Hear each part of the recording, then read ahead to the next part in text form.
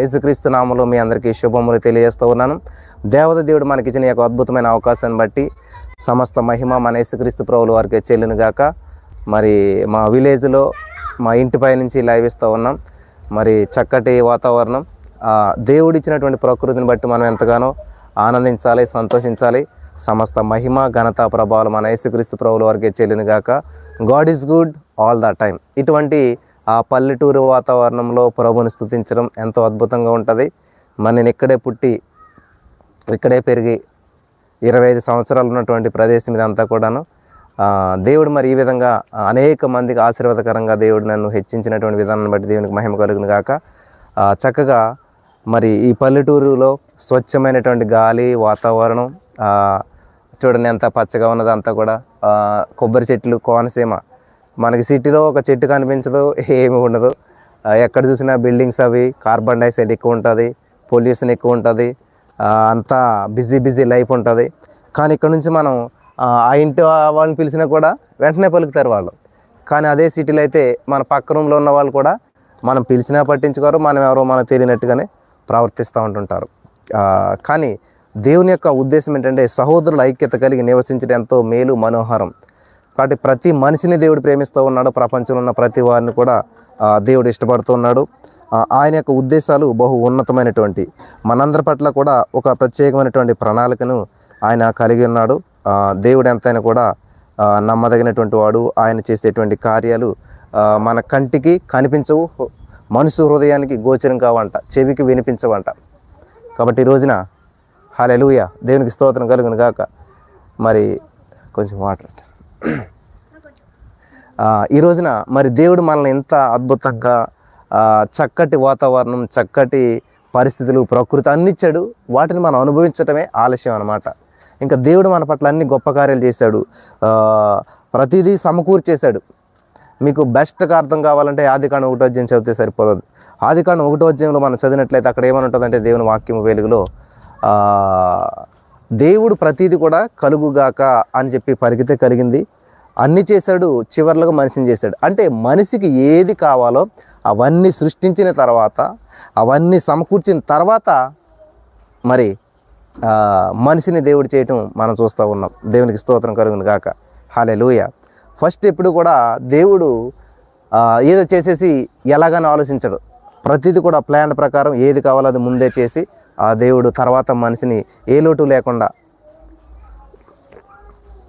మనిషికి ఏ లోటు లేకుండా సమస్తము మరి సమకూర్చబడాలని ఇటువంటి ప్రకృతిని దేవుడు సృష్టించాడు. కాబట్టి ఫస్ట్ దేవుడు మనిషికి ఏమి కావాలో అన్ని చేసిన తర్వాత, ఇటువంటి అందమైన ప్రకృతిని నిర్మించిన తర్వాత మాత్రమే దేవుడు మనిషి సృష్టించాడు. హల్లెలూయా, దేవునికి స్తోత్రం కలుగును గాక. ఆ తర్వాత చివరిగా మనిషిని దేవుడు చేశాడు. మనిషికి ఏది కావాలో ఇంకా మనిషి వెళ్ళి దేవుడిని అడగవలసినది అవసరం లేదు. దేవుడిని అడగకుండానే మనిషి ఏం చేయాలంటే అనుభవించాలన్నమాట. హల్లెలూయా. మనిషి ఏం చేయాలి? అనుభవించాలి. దేవుడు ఇది కావాలి, అది కావాలనేటువంటి అవకాశం లేదు. ఇంకా దేవుడు ఒకవేళ మనిషి అడుక్కునేలా చేయాలనుకుంటే ఏం చేద్దాడంటే, ఫస్ట్ మనిషిని చేసి అక్కడ పెట్టి మనిషికి ఏ అవసరతలు ఉన్నాయో, దేవా నాకు సాటైన జీవిత భాగస్వామిని, దేవా నాకు ఇల్లు, అది అడుక్కునేలా చేసేటువంటి ఉద్దేశం దేవుడికి లేదు. కాబట్టి అన్నీ కూడా దేవుడు సమకూర్పిచ్చేసేసి సమస్తము చేసేసిన తర్వాతే దేవుడు చివరిగా మనిషిని చేశాడు. హల్లెలూయా, దేవునికి స్తోత్రం కలుగును గాక. ఈ యొక్క సత్యాన్ని మీరంతా కూడా గ్రహించాలని ప్రభు పేరట నేను చేస్తూ ఉన్నాను. హల్లెలూయా. ఇక్కడ బైబిల్ గ్రంథంలో మనం చూసినట్లయితే కీర్తనల గ్రంథం 135వ కీర్తనలో, యెహోవాను స్తుతించుడి, యెహోవా నామమును స్తుతించుడి, యెహోవా సేవకులారా, యెహోవా మందిరములో మన దేవుని మందిరపు ఆవరణములలో నిలుచుండు వారులారా యెహోవాను స్తుతించుడి. ఇక్కడ చూడండి, కీర్తనలో 145 నుంచి 150 వరకు కూడా అన్ని హల్లెలూయా కీర్తనలు ఉంటాయి. అంటే హల్లెలూయాతో ప్రారంభించబడుతుంది, హల్లెలూయాతో ఎండ్ అవుతుంటుంది. కాబట్టి ప్రతి కీర్తనలో ఏముంటుంది అంటే దేవుని స్తుతించడం. అంటే ఒక బర్గర్కి ఎలాగైతే పైన కింద బ్రెడ్ ఉండి మధ్యలో వెజిటేబుల్స్ ఉంటాయో, అలాగే ఈ 145వ కీర్తన నుంచి 155వ కీర్తన వరకు ఉన్న ప్రతి కీర్తన ఏమంటే తెలుసా? హల్లెలూయా స్టార్టింగ్, హల్లెలూయా ఎండ్. అంటే దేవుని స్తుతించడం ప్రారంభం, దేవుని స్తుతించడం ఎండింగ్ అనమాట. అంటే మన జీవితంలో స్తుతితో ప్రారంభించాలి, స్తుతితో ముగించాలి. ఆ డేని స్తుతితో ప్రారంభించాలి, స్తుతితో ముగించాలి. హల్లెలూయా. అలా ఎవరైతే స్తుతిస్తూ దేవుని సన్నిధిలో గడుపుతూ ఉంటారో అద్భుతాలు చూస్తారనమాట. హల్లెలూయా. అద్భుతాలను సృష్టిస్తారు. చూడండి, యెహోవా మందిరములో మన దేవుని మందిరపు ఆవరణములు నిలుచుండు వారులారా యెహోవాను స్తుతించుడి. యెహోవా దయాళుడు, ఆయన స్తుతించండి. కాబట్టి ఎలా ఉన్నారంటే దేవుని దేవాలు బాగున్నామండి.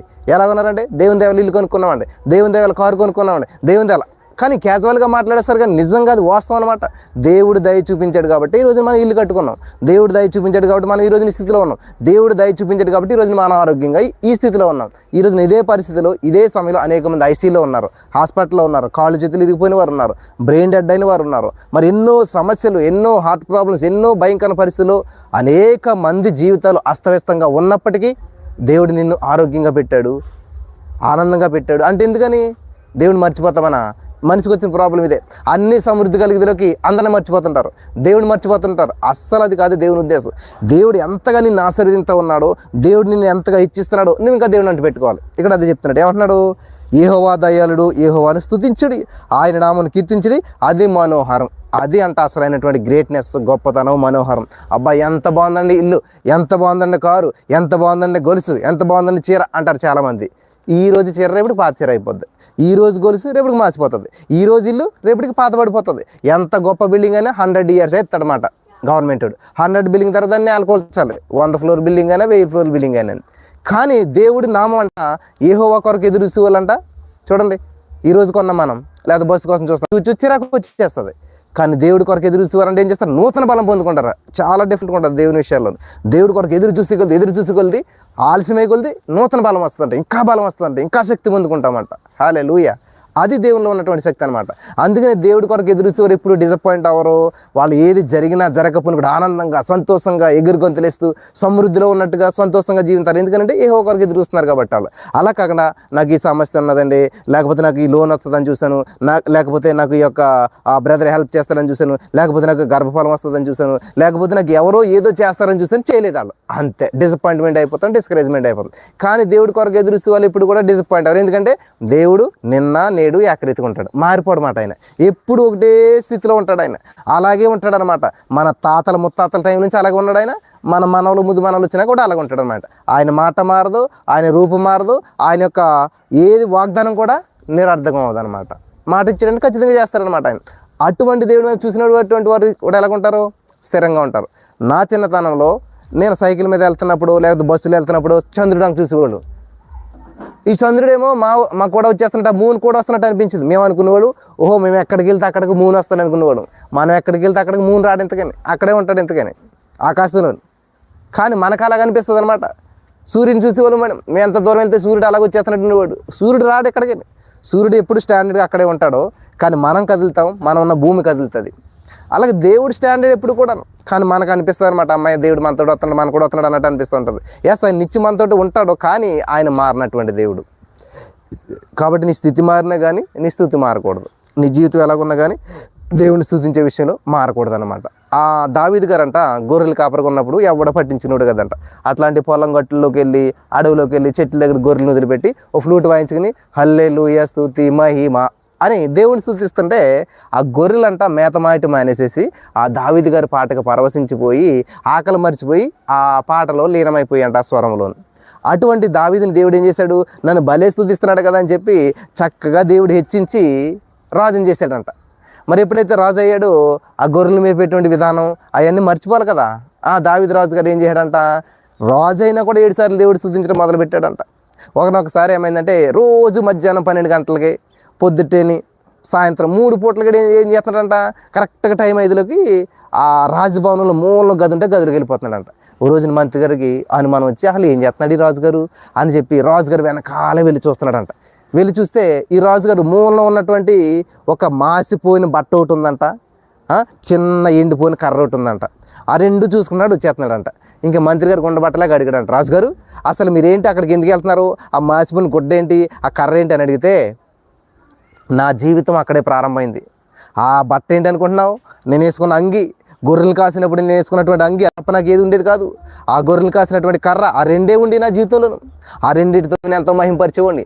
యేసయ్య నన్ను ఈ రోజున ఈ స్థితిలోకి రప్పించాడు, ఈ స్థితిలో ఉంచాడు. కాబట్టి నేను గతం మర్చిపోకూడదని చెప్పి, నా పూర్వపు స్థితిని మర్చిపోకూడదని చెప్పి ఆ యొక్క కర్రను, ఆ యొక్క తోలెను, మరి ఆ దట్టిని నా దగ్గర పెట్టుకుని ప్రతిరోజు నేను చూసి యేసయ్య ఆ స్థితిలో ఉన్న నన్ను ఈ స్థితిలో పెట్టావని చెప్పి అది ఇది చూసుకుంటూ దేవుని స్తుతిస్తూ ఉంటుంటాను. హల్లెలూయా.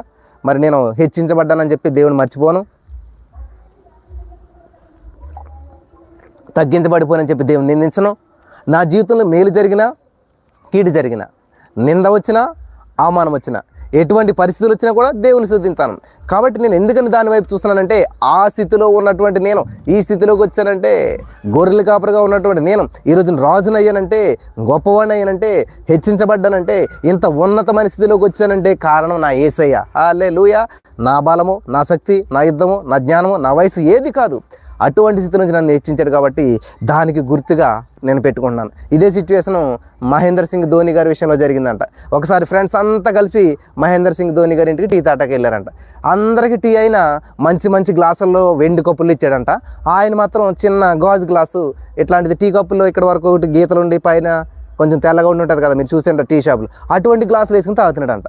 అందరూ ఆశ్చర్యపోయారంట, అదేంటండి మీరు ఈ గ్లాసులో తాగుతున్నారు, అందరికీ వెండి కప్పులు ఇచ్చారంటే అప్పుడు ఆయన చెప్పాడంట, ధోని గారు, మాకు స్టార్టింగ్లో ఇల్లు ఉండేది కాదు, స్టార్టింగ్లో చాలా పేదవాళ్ళగా ఉండేటువంటి వారు, అప్పుడు టీ తాటకు కూడా అవకాశం ఉండేది కానీ ఇది ఒకటే గ్లాస్ మా అందరికి ఇంట్లోను, కాబట్టి ఈ గ్లాసులోనే టీ తాగేవాడు నేను.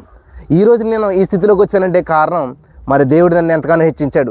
కాబట్టి ఆ గత అనుభవాన్ని నేను మర్చిపోకూడదని చెప్పి, గత స్థితిని నేను మర్చిపోకూడదని చెప్పి ఈ రోజుకి ఆ టీ గ్లాస్ నేను గుర్తుపెట్టుకుంటాను. ఈ గ్లాసును చూసినప్పుడల్లా నా పాత జీవితము, నా యొక్క బేస్ ఆధారము, మొదలు స్టార్టింగ్ ఎక్కడ ఉండేటువంటి వాడిని అంతా గుర్తు తెచ్చుకుంటాను నేను. ఎందుకంటే నాలో గర్వం రాకూడదని, నాలో మరి ఏ విధమైనటువంటిది ఏలుబడి చేయకూడదని చెప్పి ఈ రోజుకి కూడా దీన్ని గుర్తుగా పెట్టుకుంటానని చెప్పాడంట. హల్లెలూయా. ఈరోజున మరి మీ యొక్క గుర్తులు ఏమై ఉన్నాయి, ఈ రోజున మీ యొక్క జ్ఞాపకాలు ఏమై ఉన్నాయి, మరి గతంలో ఉన్నటువంటి స్థితికి ఇప్పుడు ఉన్నటువంటి స్థితికి మీకు తేడా ఉండి ఉంటుంది, ఖచ్చితంగా ఉంటుంది. హెచ్చించబడి ఉంటారు. గతంలో తింటాకి లేకపోవచ్చు, గతంలో ఉండటానికి లేకపోవచ్చు, గతంలో భవిష్యత్తు అంతా గందరగోళంగా ఉండి ఉండొచ్చు. నాది అలాగ ఉండేది, గతంలో తింటాకు ఉండేది కాదు, ఉండటాకు ఉండేటువంటిది కాదు. మరి ఏ విధమైన స్కూల్ ఫీజులు కడతాక కానీ కష్టమైంది. ఈ కొబ్బరి చెట్ల ఆకులన్నీ ఈనలు తీసి ఈనల ద్వారా వచ్చిన డబ్బులు ఫీజులు కట్టిన రోజులు చాలా ఉన్నాయి. అటువంటి స్థితి నుంచి దేవుడు చక్కటి ఇల్లు, చక్కటి స్థితి, చక్కటి భార్య, చక్కటి పిల్లలు, చక్కటి పరిచర్య, మరి మీలాంటి అనేక మంది ఆత్మీయ కుటుంబాన్ని దేవుడు నాకు ఇచ్చాడు, ఎంతో గౌరవం ఇచ్చాడు. మరి అనేక మంది ఆదరిస్తూ ఉన్నారు. ఎక్కడికి వెళ్ళినా కూడా అసలు మమ్మల్ని పట్టించుకోవాలనేటువంటి స్థితిలోంచి ఈ రోజున మాతో ఫోటో దిగాలని చెప్పి ఎంతోమంది ఆశపడుతున్నారు. నేను ఫోటో గురించి చెప్పట్లేదని చెప్తున్నాను. అంతమంది ఆశపడేటువంటి స్థితికి దేవుడు తీసుకుని వెళ్ళాడు. అంతా కూడా దేవుని కృప అనమాట. ఇందులో మా గ్రేట్నెస్ కానీ గొప్పతనం ఏమీ లేదు, కానీ నమ్మకంగా ఉండటం నేర్చుకున్నట్లయితే ఖచ్చితంగా దేవుడు నిన్ను ఉన్నతమైన స్థితిలోకి నడిపిస్తూ ఉంటుంటాడు. హల్లెలూయా. దేవునికి స్తోత్రం కలుగును గాక. మరి హైదరాబాద్ మహాపట్టణంలో పరిచర్య స్టార్ట్ చేసినప్పుడు అసలు మా వల్ల ఎక్కడ అవుతుందని మేము అనుకున్నాం, కానీ దేవుడు దాన్ని విస్తరింపజేస్తూ సంవత్సర కాలం గడవటానికి విస్తరింపజేస్తూ దినదినము అభివృద్ధి చెందిస్తూ నడిపించ వచ్చినాడు. హల్లెలూయా. గతంలో ఉన్న దగ్గర మేము లేము, ఇప్పుడున్న దగ్గర మేము భవిష్యత్తులో ఉండం. అది నేను నమ్ముతూ ఉంటుంటాను ఇప్పుడు. ఎందుకంటే దేవుని యొక్క ఉద్దేశం ఇప్పుడు కూడా మనం పైకి రావాలి, ప్రమోట్ అవ్వాలి. ఆదికాండం 1:28 మీరు ఫలించండి అంటాడు. అదే యోహాను సువార్త 15 మీరు బహుగా ఫలించమంటాడు దేవుడు. హల్లెలూయా. మనం ఫలించాలి, బహుగా ఫలించాలి, విస్తరించాలి, అభివృద్ధి చెందాలి, వ్యాపించాలి. కాబట్టి ఈరోజు ఉన్న స్థితిలోనే ఈరోజు ఉండటం దేవుని యొక్క ఉద్దేశం కాదు. మనం అనేక మందికి దీవెనకరంగా ఉండాలి, ఆశీర్వాదకరంగా ఉండాలి, అద్భుతాలు చూడాలి. ప్రతి ప్రతికూల పరిస్థితుల్లో నుంచి విడుదల పొందుకొని మరి అనేక మందికి దీవెనకరంగా ఉండటం అనేటువంటిది దేవుని యొక్క ఉద్దేశం అనమాట. హల్లెలూయా. హల్లెలూయా. ఈరోజు నీ మాట్లాడినటువంటి వారు మీరు అంతా ప్రత్యేకించబడినటువంటి వారు. ఎందుకంటే ఇదే సమయం అనేక మందికి ఉండి ఉంటుంది. ఇదే సమయం అనేక మంది మరి ఏం చేస్తూ ఉన్నారు, అసలు ఎలా ఉన్నారు? కొంచెంమంది నిద్రపోతారు, కొంతమంది నిద్రపోతుండొచ్చు, కొంతమంది అలసట తీర్చుకుంటూ ఉండొచ్చు, కొంతమంది ఏదో చేసుకుంటూ ఉండొచ్చు. కానీ దేవుని కృపలో వర్ధిల్లే వారు మాత్రమే. ఈరోజు నీ యొక్క వాక్యాలు మీకు దేవుడు వినిపిస్తూ ఉన్నాడంటే, ఈరోజు ఈ యొక్క వాక్యాల ద్వారా దేవుడు మీతో మాట్లాడుతున్నట్టే ఖచ్చితంగా దేవుని ప్రణాళిక ఉంది. కాబట్టి ఏ విషయంలో ఉన్నా సరే స్తుతించాలంట దేవుణ్ణి. దేవునికి స్తోత్రం కలుగును గాక. ఇక్కడ మనం చూడండి, యెహోవా గొప్పవాడనియు మన ప్రభు సమస్త దేవతల కంటే గొప్పవాడని నేను ఎరుగుదును. మీరు ఎరుగుదరా? దేవుడు గొప్పవాడని మీరు ఎరుగుదరా? దేవుడు గొప్పవాడని మీరు ఎరిగిన మీ సమస్యను గొప్పగా చెప్పరు. అయ్యా నేను చాలా సమస్యల్లో ఉన్నాను, చాలా గొప్ప సమస్యల్లో ఉన్నాను, చాలా గొప్ప భయంకరమైన అప్పుల్లో ఉన్నాను అనేటువంటి మాట మీరు అన్నారంటే 135వ కీర్తన మరి 5వ వచనం ఏం చదవాల్సింది తెలుసా? యెహోవా గొప్పవాడని మన ప్రభు సమస్త దేవతల కంటే గొప్పవాడని నేను ఎరుగుదును. హల్లెలూయా. నువ్వు ఎరుగుదువా? నీకు తెలుసా? నువ్వు వేసే గొప్పతనాన్ని చూసావా? నువ్వు వేసే గొప్పతనం చూస్తే వేసే గొప్పతనం గురించి మాట్లాడతావు. ఏది గొప్ప దాని గురించి మాట్లాడతాం మనం, అంతే కదా? ఏది గొప్ప చూడండి, మనం పెళ్ళికి వెళ్తాం అనుకోండి, ఏది మంచి డ్రెస్సో అది వేసుకెళ్తాం కదా. ఏది గొప్పదో దాన్ని వాడుతూ ఉంటుంటాం. కాబట్టి ఈ రోజున ఈ మాటలు వింటున్నట్టు మీలో చాలామంది దేవుని గొప్పతనాన్ని తెలియకపోవడం వల్లే నా శ్రమ గొప్పదండి, నా మీద వచ్చినటువంటి మరి నింద గొప్పదండి, ఇట్లాగా వాటిని గొప్పతనం చేస్తాం. చాలా గొప్ప నిందేశారండి, చాలా పెద్ద నిందేశారండి, చాలా పెద్ద ఒప్పు అండి, చాలా పెద్ద రోగం అండి, చాలా గొప్ప రోగం అండి. నో, ఆ మాటలు మాట్లాడుతున్నాం అంటే దేవుడు గొప్పడు కదని అర్థం.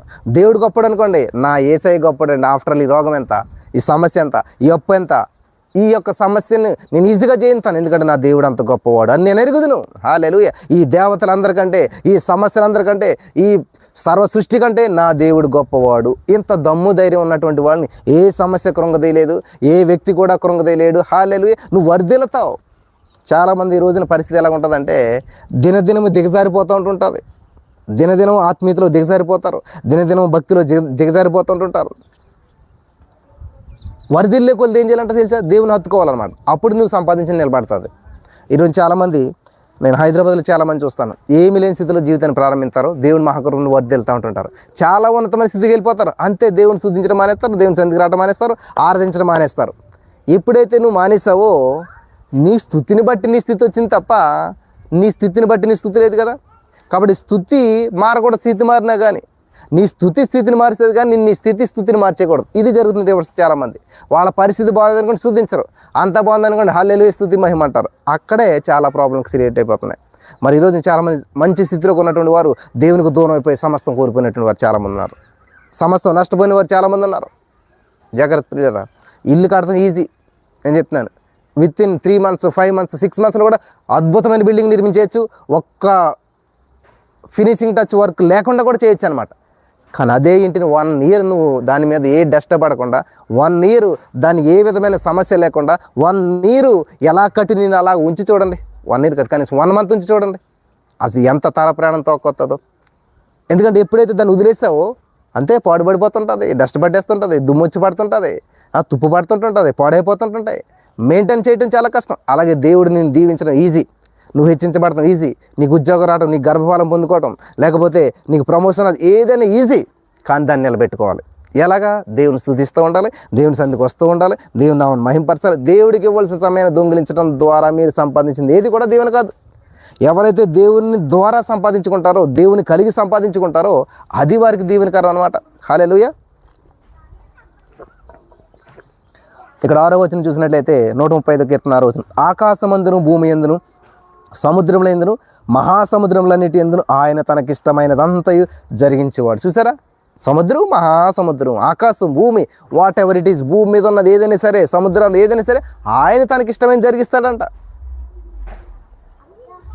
7వ వచనం, బూదిగంతం నుంచి ఆవిరి లేవజేయవాడు ఆయనే, వాన కురిగినట్లు మెరుపు పుట్టించేవాడు ఆయనే, తన నిధుల నుంచి గాలిని ఆయన బయలు వెళ్ళజేయను. హల్లెలూయా.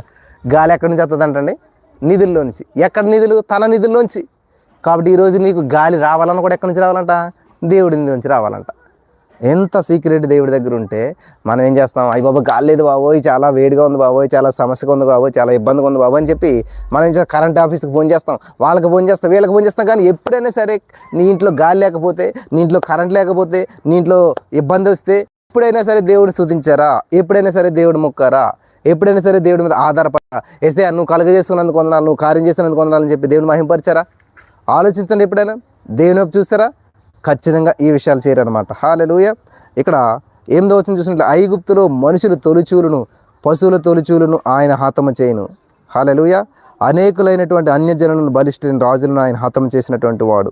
కాబట్టి ఇక్కడ మనం గమనించవలసింది ఏంటంటే 135వ కీర్తన 21వ వచనంలో, యెరూషలేములో నివసించు యెహోవా సీయోనులో నుండి సన్నుతించబడును గాక, యెహోవాను స్తుతించుడి. ఫైనల్కి మనం నేర్చుకోవాల్సింది ఏంటంటే యెహోవాను స్తుతించాలి, యెహోవాను మహింపరచాలి, యెహోవాను గణపరచాలి. యెహోవా విషయంలో అద్భుతమైన ఆశ్చర్యమైన కార్యాలు మనం చూడాలంటే ఎల్లప్పుడూ కూడా దేవుని స్తుతించేవారుగా ఉండాలి. హల్లెలూయా. దేవునికి స్తోత్రం కలిగిన దేవుని స్తుతించాలి. అటువంటి భాగ్యం ఈ మాటలు ఉంచిన వారందరికీ దేవదేవుడు అనుగ్రహించి నడిపించి బలపరచును గాక. స్తుతించిన మరలా చెప్తున్నాను, యెహోవాను స్తుతించండి. దేవుని కృప మీకు తోడైండును గాక. ఆమేన్. Praise the lord. స్తోత్రం దేవ. ఈ యొక్క వాక్యమైన వారందరిని దీవించి ఈ యొక్క మధ్యాహ్న కాల సభ లైవ్ ద్వారా అనేక మంది బలపడటానికి కృప చూపించావు. సమస్త మహిమ నీకే చెల్లిస్తూ యేసు నామములో ప్రార్థించిన మీ పొందుకుని విడుదల ప్రకటిస్తున్నాం తండ్రి. ఆమేన్. ప్రైజ్